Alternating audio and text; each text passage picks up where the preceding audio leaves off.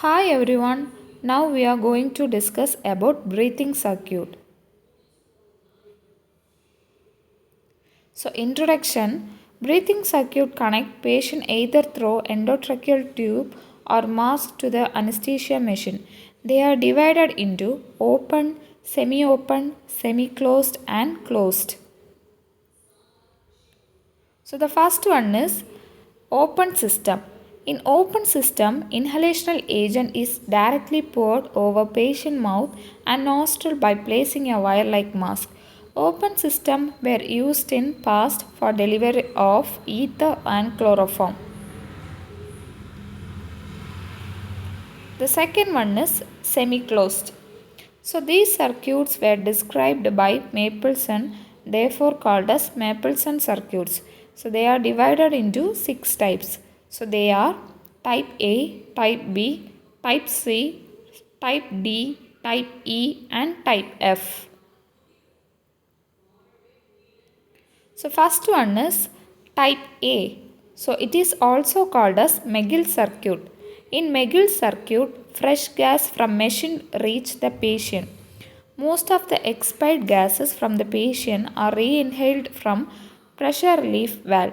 However, some of the gases go back into the tubing.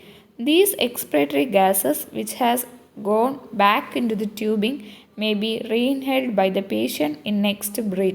This is called as rebreathing.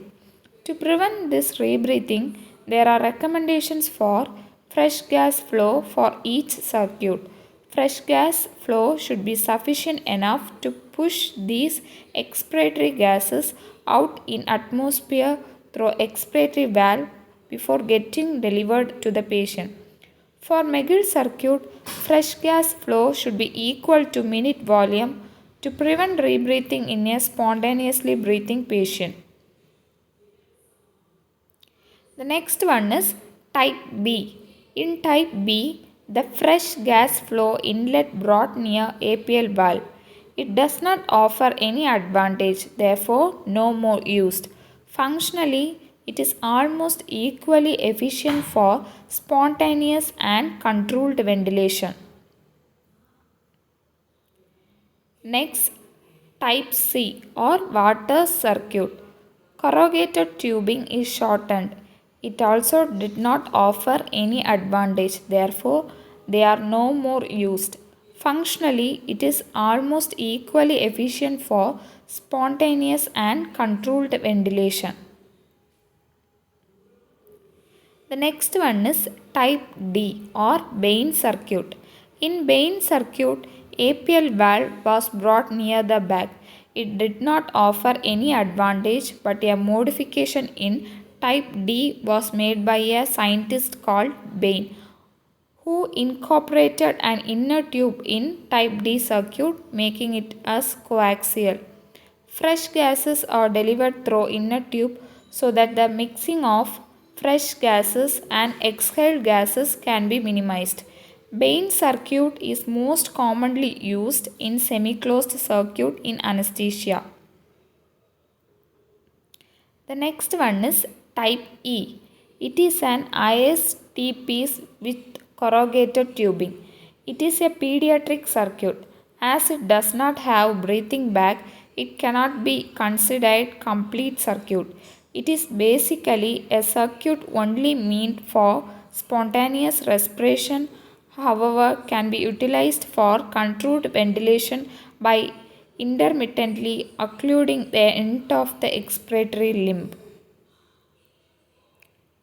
The next type is type F circuit. So it is also called as Jackson and Rees circuit. ISTPs was made completely by attaching a breathing bag to go it by Jackson and Rees. Jackson Rees circuit, which is considered as Mapleson F, is the most commonly used pediatric semi-closed circuit. So the next one is closed circuit. In closed circuit, expiratory gases pass through the expiratory limb to reach canister containing soda lime. Soda lime absorbs the carbon dioxide from these expired gases and the same gases are reused by the patient. So no gases were emitting out into the atmosphere, they are considered as closed circuit. So thank you.